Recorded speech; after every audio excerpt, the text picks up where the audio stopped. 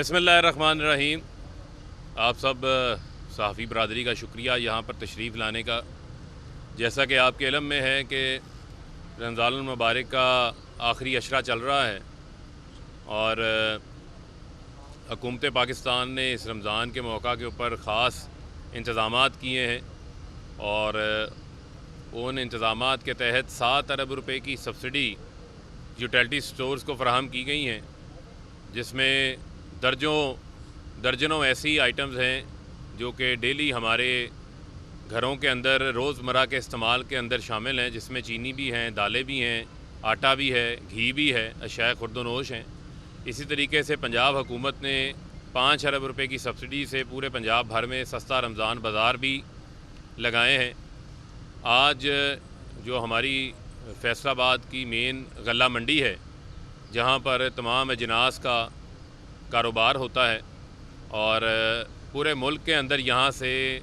Supply جو ہے وہ فراہم کی جاتی ہے، اس میں کراچی کی مارکیٹ کی بہت اہمیت ہے۔ اسی طریقے سے فیصل آباد کی جو مارکیٹ ہے ہماری، اس کی بھی خاص طور کے اوپر چاول، دالیں،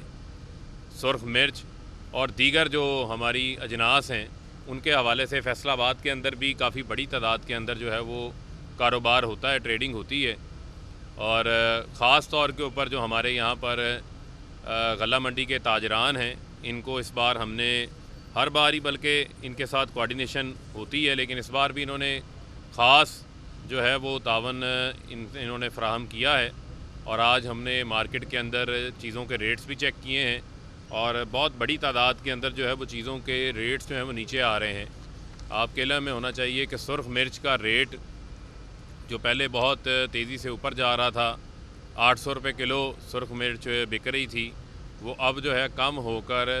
300-400 روپے کے اوپر آ چکی ہے، جس کے اوپر ڈیفرنٹ کوالٹیز جو ہیں وہ شامل ہیں۔ اسی طریقے سے جو مختلف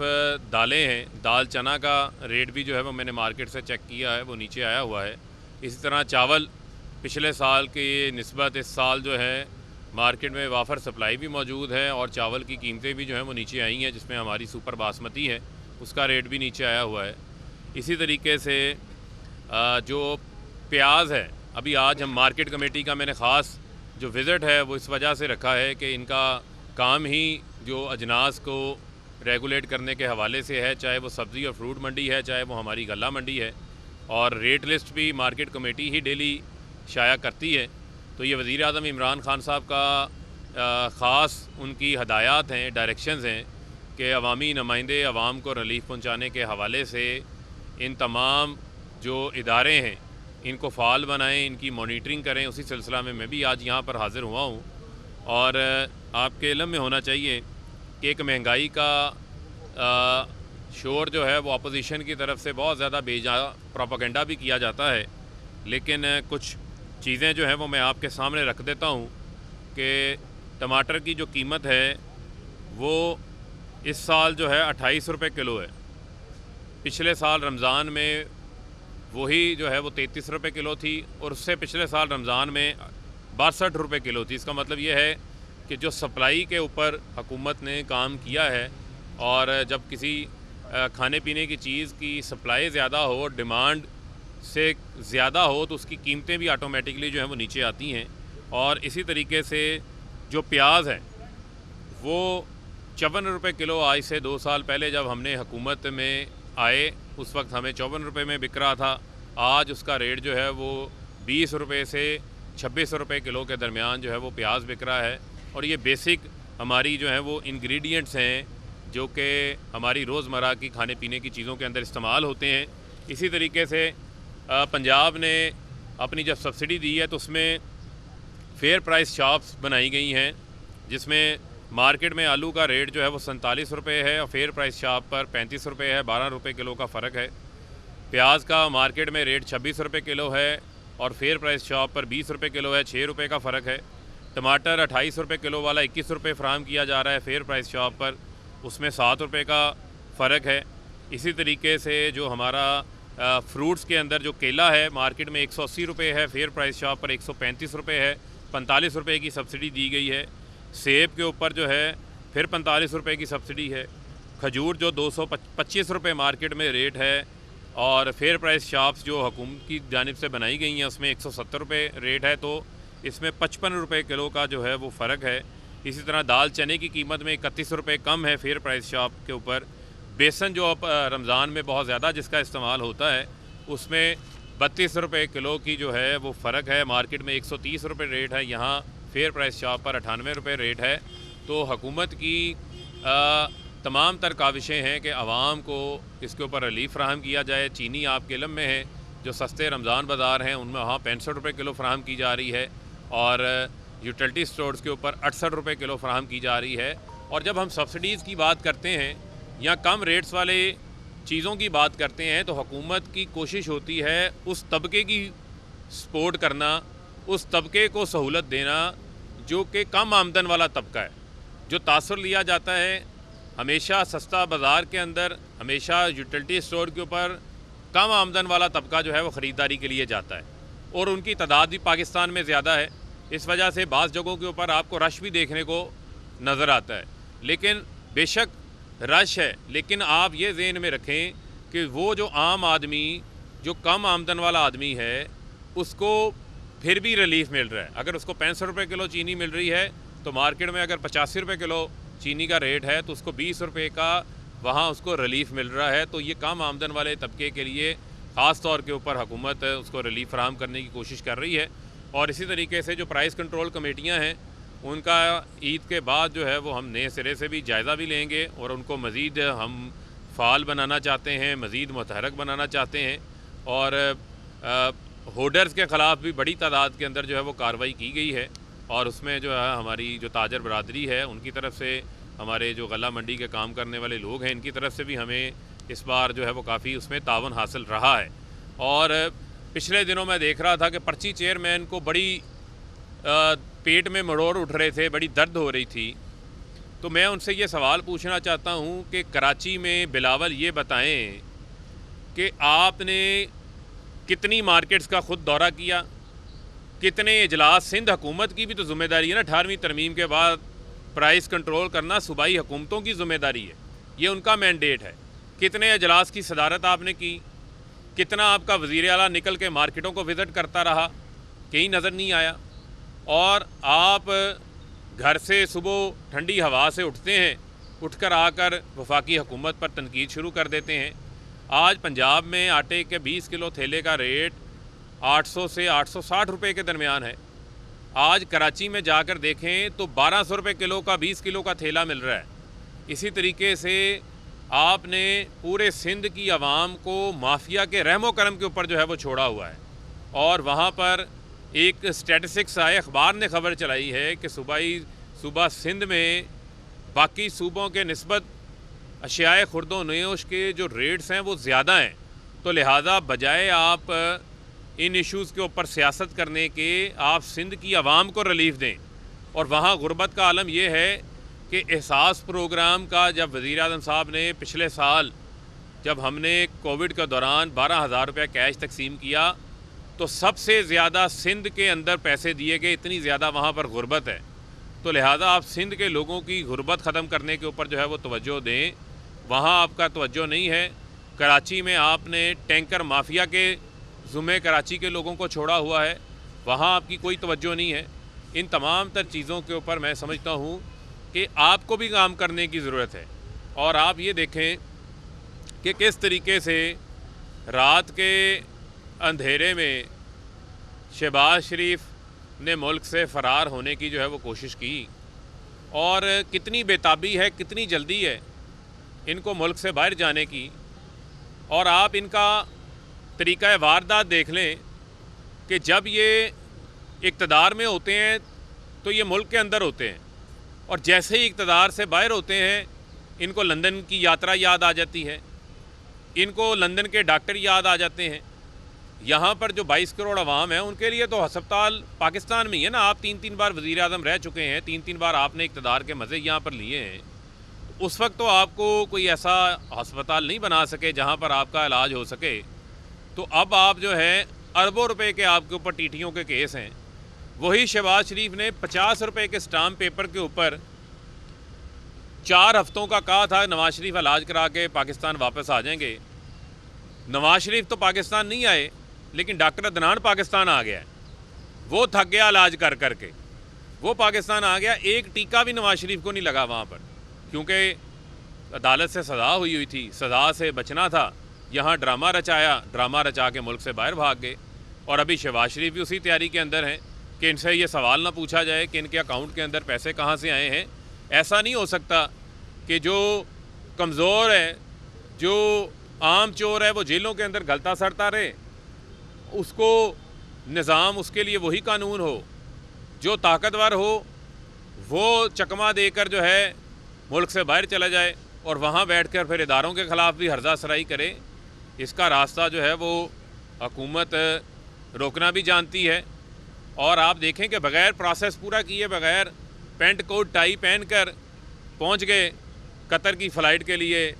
ایئرپورٹ کے اوپر۔ بھئی پہلے ایف آئی اے کو تو انفارم کر دیں، ڈی جی ایف آئی اے کا اختیار ہے، انہوں نے آپ کا نام نکالنا ہے، آپ جا کر جو ہے وہ ایئرپورٹ کے اوپر جو ایف آئی اے کا عملہ ہے ان کے ساتھ گرمی سردی کر رہے ہیں۔ اب پروسیس تو فالو کریں، پروسیس آپ فالو نہیں کر رہے، اور رات کے اندھیرے میں آپ راہ فرار اختیار کر رہے ہیں۔ تو جنہوں نے تو عوام کے لیے جدوجہد کرنی ہوتی ہے، نیلسن منڈیلا 28 سال جیل کے اندر رہا تھا، لیکن جنہوں نے چوری نہ کی ہو، عوام کا پیسہ نہ لوٹا ہو، وہ راتوں رات راہ فرار اختیار نہیں کرتے، جس طرح شہباز شریف نے کی ہے۔ 1990 میں 20-25 لاکھ کے اثاثے تھے، 1998 میں 2 کروڑ کے ہو گئے، 2008 سے 2018 تک 7 ارب کے اثاثے ہو گئے، اور سارا پیسہ ٹیٹیوں سے آیا۔ ایک چیز کا جواب یہ نہیں دے سکے، اور یہ ان کا طریقہ واردات ہے۔ شریف خاندان اس ملک کے اندر منی لانڈرنگ، حوالہ، ہنڈی، جعلی اکاؤنٹس متعارف کرانے والا ہے، اس کا موجد ہے۔ اور پھر یہ آج عمران خان ہی نظر آ گیا نا پورے ملک کو کہ آج عمران خان ان کے راستے میں رکاوٹ ہے، آج عمران خان پیچھے ہٹ جائے یہ تو لڈیاں ڈالتے پھریں گے، سونیاں ہو گئیاں گلیاں وچ کلا رانجھا یار پھرے۔ یہ جتنے ٹھگ ہیں، جتنے مسٹر فراڈیے ہیں، جنہوں نے ملک کو 2 ہاتھوں سے لوٹا ہے، وہ آج اپنا یہاں پر ان کو کھلی چھوٹ مل جائے تو میں سمجھتا ہوں کہ پاکستان کے اندر قانون کی حاکمیت قائم کرنی ہے، یہاں ہم نے اندھیر نگری قائم نہیں کرنی۔ تو لہٰذا میں یہ سمجھتا ہوں کہ ان کو قانون کا احترام کرنا چاہیے، اور یہاں پر اگر چوری نہیں کی اور اگر کرپشن نہیں کی تو پھر عوام ان سے یہ پوچھتے ہیں کہ آپ کو بار بار لندن کیوں جانا پڑتا ہے، اور سلمان شہباز کیوں فرار ہیں، اسحاق ڈار کیوں فرار ہیں؟ کیونکہ ان کے ہاتھ جو ہیں وہ کرپشن سے آلودہ ہیں۔ اور آپ یہ دیکھیں کہ وزیر اعظم عمران خان سعودی عرب کے دورہ میں ہیں، اور ہز ہائینس کراؤن پرنس محمد بن سلمان نے ان کا سعودی عرب ایئرپورٹ کے اوپر استقبال کیا، وفود کی سطح کے اوپر بھی میٹنگز ہوئیں، 1-to-1 میٹنگز بھی ہوئیں، اس کے اوپر ہمارے مختلف جو ہیں وہ ایگریمنٹس، مختلف ایم او یوز کے اوپر دستخط بھی ہوئے۔ اور میں سمجھتا ہوں کہ جو ہماری سعودی عرب کے ساتھ پاکستان کے جو برادرانہ تعلقات ہیں، اس دورے سے ان تعلقات کے اندر جو ہے وہ مزید مضبوطی آئے گی، مزید گرم جوشی پیدا ہوگی، اور وزیر اعظم عمران خان ڈے 1 سے جو امت مسلمہ ہے ہماری، اس کو جوڑنے کے حوالے سے ان کا ویژن ہے،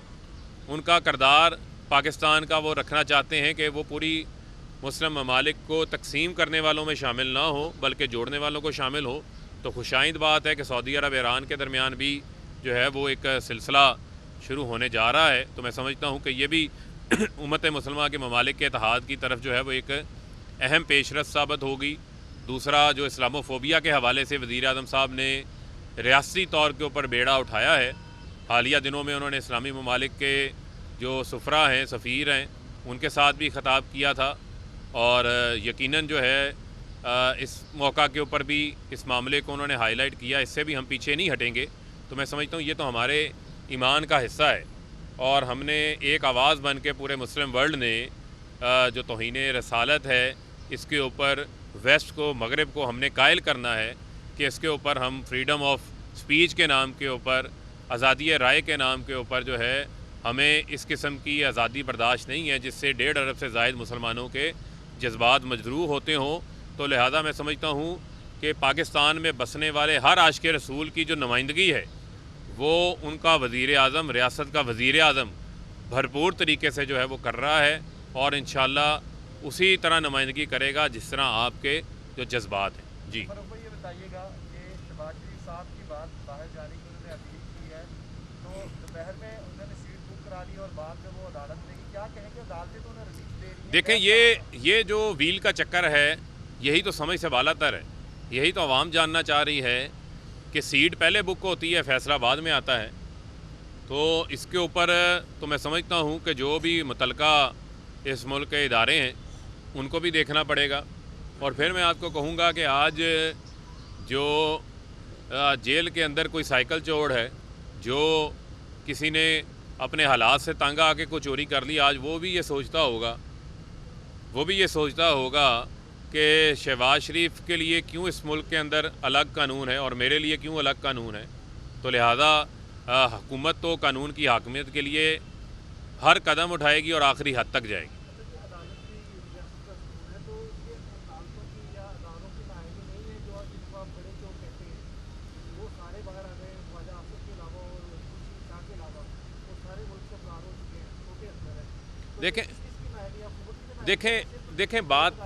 دیکھیں بات یہ ہے کہ وزیر اعظم صاحب ہمیشہ یہ بات کہتے ہیں کہ جو کرپشن ہے اس کے خلاف نہ کوئی ایک ادارہ لڑ سکتا ہے، نہ اس کے خلاف کوئی ایک شخص لڑ سکتا ہے، پوری قوم لڑتی ہے۔ لہٰذا میں سمجھتا ہوں کہ ہم نے یہ فیصلہ کرنا ہے کہ جو لوگ جن کے ہاتھ اس کام سے رنگے ہوئے ہیں ان کے ساتھ کیا رویہ اختیار کرنا ہے، اور بیرون ملک تو ان کو نیم اینڈ شیم کیا جاتا ہے، معاشرہ ان کا بائیکاٹ کر دیتا ہے۔ اور آپ دیکھیں کہ بڑے بڑے دنیا کے سربراہوں کو سزائیں ہوئی ہیں، جو وزیر اعظم تھے، جو صدر تھے، وزیر تھے۔ چائنا کے اندر کتنے سینکڑوں لوگوں کو انہوں نے سزائے موت دی صرف کرپشن کے اوپر۔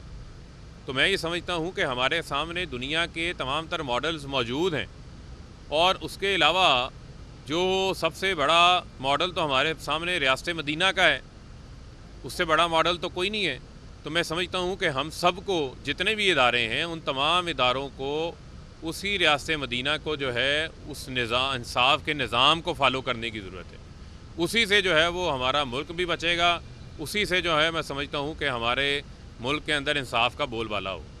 میاں صاحب، میرا سیاسی نہیں ہے، عوامی سوال ہوگا کسانوں کے حوالے سے۔ آپ نے ٹماٹر کی بات کی، مرچ کی بات کی، اور اسٹیٹس آپ نے بتائے کہ اب اتنے ریٹس لو ہیں۔ سپلائی کے حوالے سے تو کام ہو رہا ہے، لیکن اب کیونکہ روایتی اور غیر روایتی طریقے سے کسان جو فصلیں پیدا کر رہا ہے، ٹماٹر ہے، مرچ ہے،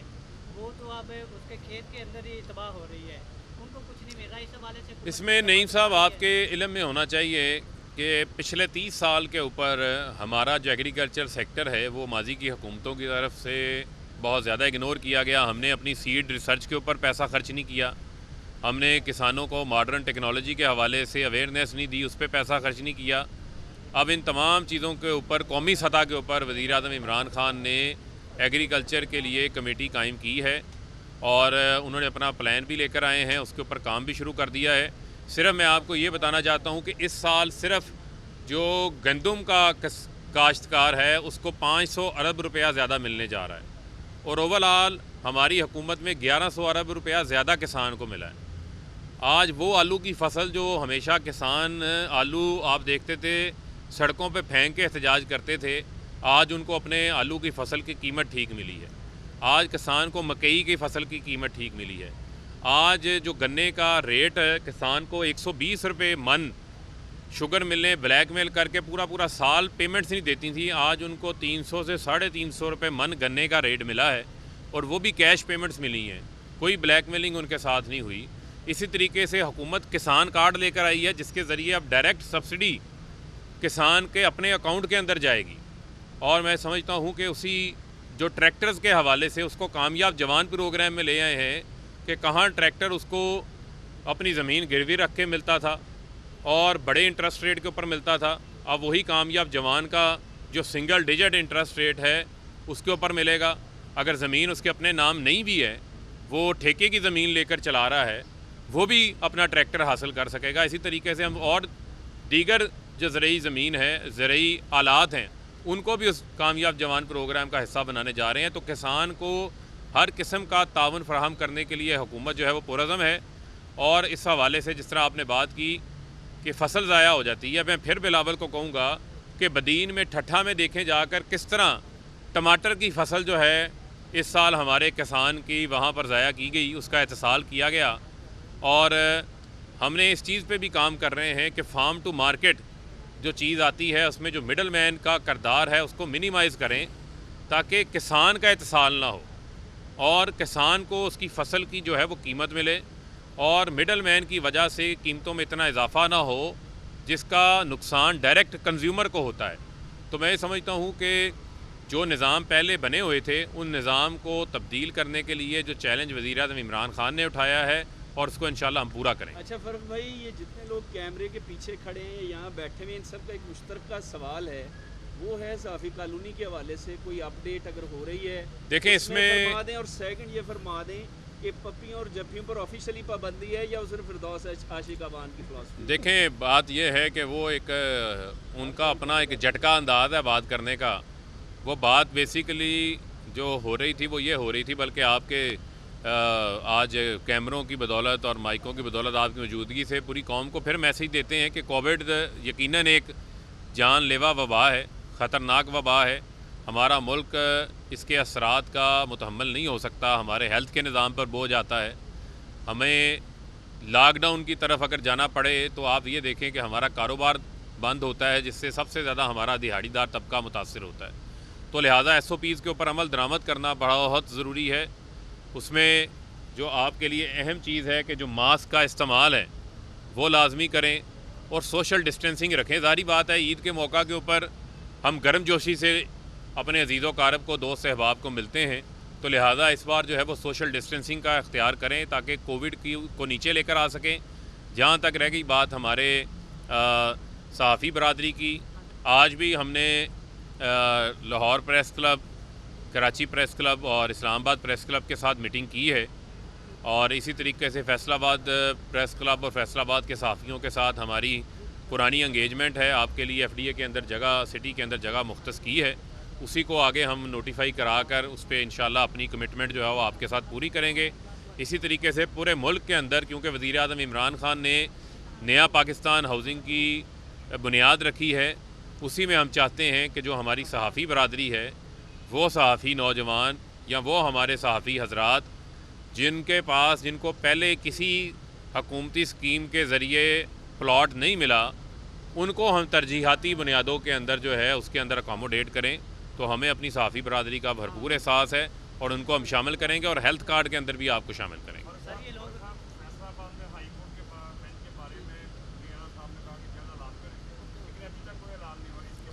چیمہ صاحب, جو ہائی کورٹ کا بینچ ہے اس کی ضرورت ہے فیصل آباد کو, کوئی شک نہیں ہے. حکومت بھی اس کی حمایت کرتی ہے, میں بطور فیصل آباد کا رہائشی کے طور کے اوپر بھی اس کی حمایت کرتا ہوں. یہاں پر فیصل آباد کے اندر رہنے والے, اس ڈویژن کے رہنے والا کوئی بھی شخص جو ہے وہ اس سے اختلاف نہیں کرتا, اور حکومت کا کام یہ ہے کہ اس کو کیبنٹ سے اپروو کروانا. لیکن جو ہمارا متعلقہ ہائی کورٹ ہے لاہور کا, اس کے ساتھ ہماری جو میننگ فل کنسلٹیشن کا اس کے اندر لفظ لکھا ہوا ہے, تو اس کو ہم انشاءاللہ انگیج کریں گے. اور ہم امید کرتے ہیں کہ ہم اپنی عدلیہ کو, اس کو پتہ ہے آپ کو فل کورٹ فیصلہ اس کے اوپر